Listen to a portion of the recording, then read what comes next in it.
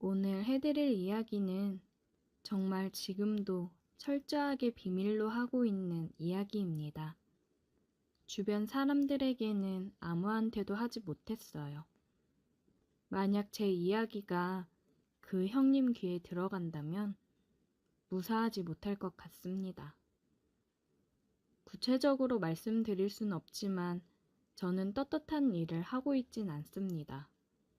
남들처럼 열심히 일을 하고 월급 받고 생활하고 있지만 아직 부모님에게도 제가 무슨 일을 한다고 정확하게 말씀은 못 드렸네요.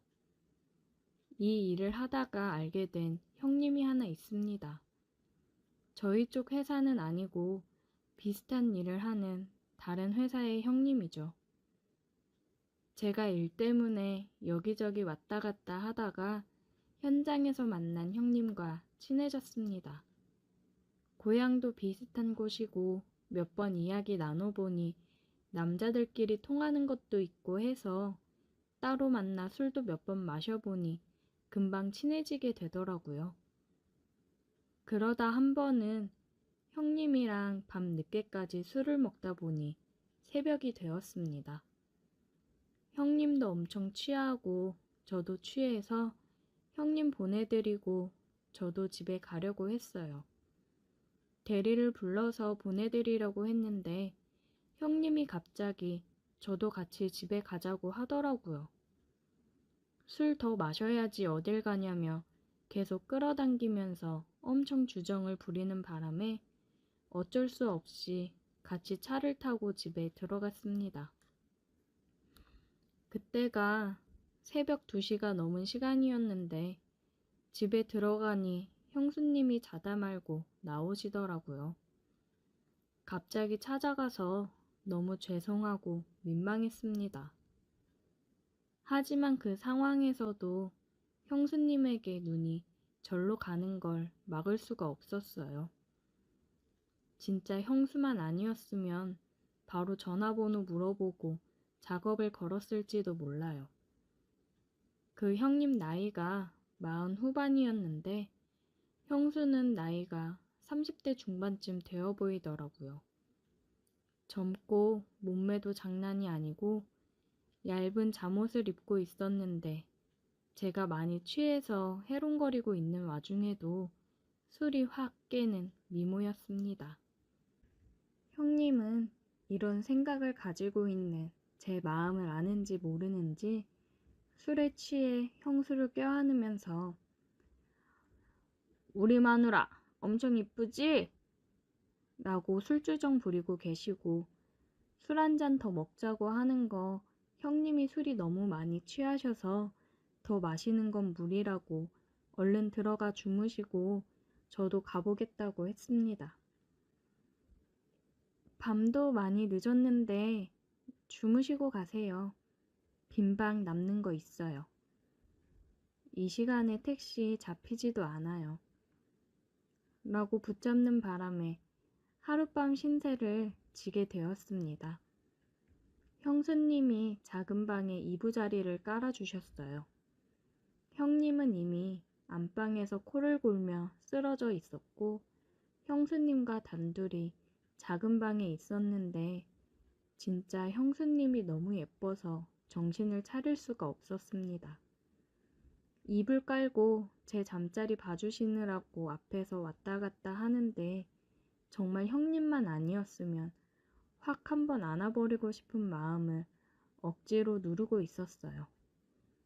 그 형님이 조금 무서우신 분이라 아마도 제가 형수에게 실수라도 했다가는 그대로 병원 신세를 면치 못할 수도 있을 겁니다. 그날은 그렇게 형님의 집에서 잠을 자고 아침 일찍 일어나서 두 사람이 깨기 전에 그 집을 빠져나왔어요. 왜 아침도 안 먹고 먼저 갔냐고 나중에 묻길래 바쁜 일이 있어서 먼저 나왔다고 대답을 하고 넘어갔죠. 그 뒤로 형수님 생각이 몇 번 나긴 했지만 제가 넘봐서는 안 될 사람이라 그냥 그렇게 잊고 살았습니다. 하루는 일을 하고 있었는데 그 형님에게서 전화가 왔어요.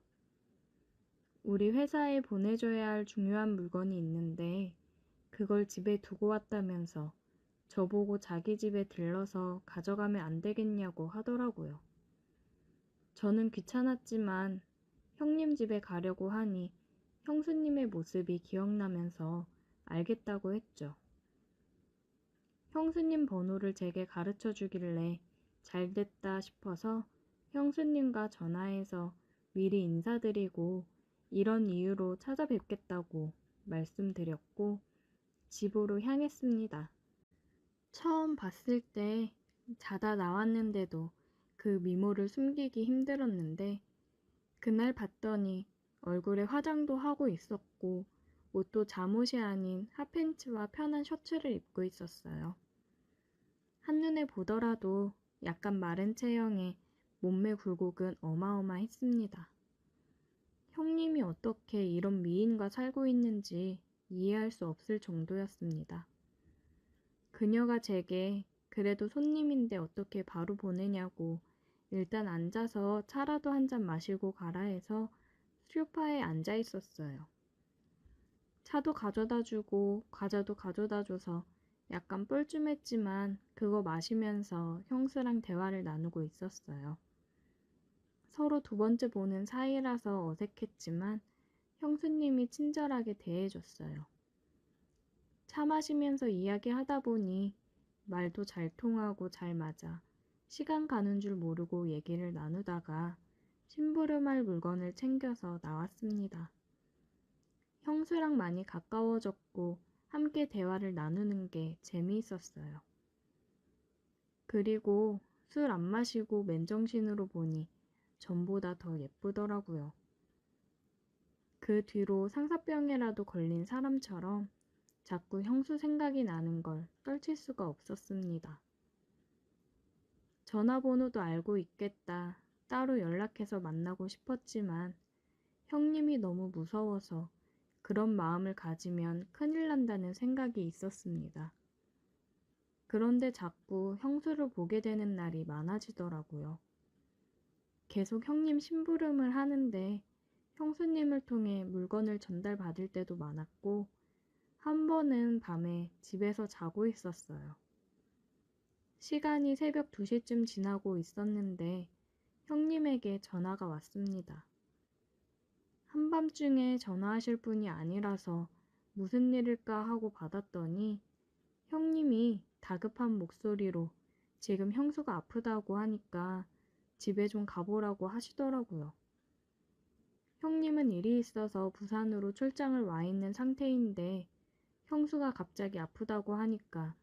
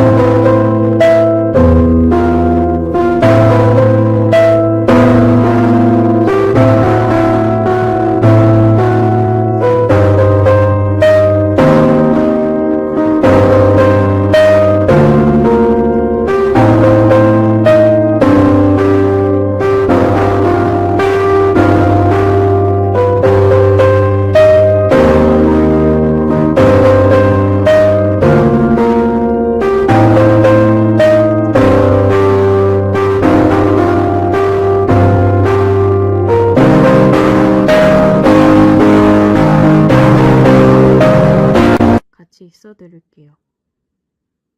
저는 은근하게 제 마음을 표현하고 형수 옆에 밤새 붙어 있었습니다.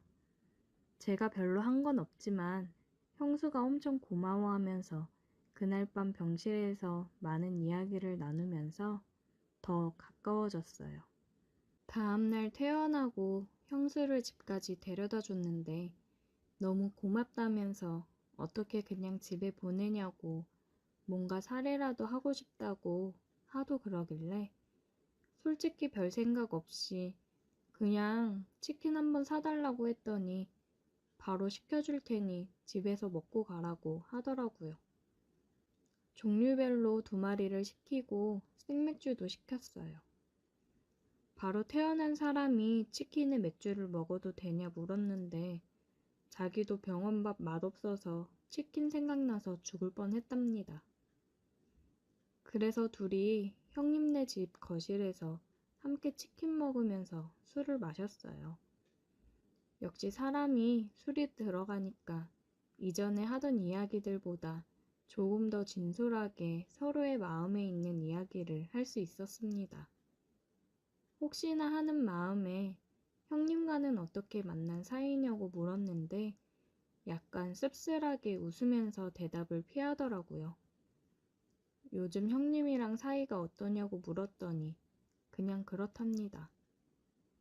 한참 나이에 여자랑 둘이서 술 마시면서 이야기를 하다 보니 솔직히 마음이 많이 흔들렸어요. 그녀도 왠지 자꾸 제 쪽으로 엉겨붙는 듯한 느낌이었고 우리 둘 다 같은 마음이구나 생각이 들었습니다. 저는 조금 더 용기를 내서 그녀의 손을 잡았어요. 그녀는 손을 빼지는 않고 저를 빤히 쳐다보더라고요. 우리 둘은 서로를 마주봤고 전기가 흘렀습니다. 누가 먼저랄 것도 없이 우리는 입을 마주치고 있었어요. 솔직히 이래도 되는 건가 싶었는데 그 순간 저도 술김에 자제력을 잃어버리고 지금은 마음 가는 대로 하자는 생각에 그녀와 계속 입을 맞추었습니다. 그녀는 정말 오랫동안 사랑 못 받은 것처럼 적극적으로 제게 매달리더라고요. 우리는 내일이 없는 사람들처럼 함께 있는 동안 모든 걸 쏟아부었습니다. 우리 또 만날 수 있을까요? 글쎄, 걸리면 우리 둘 다 가만 안 둘걸.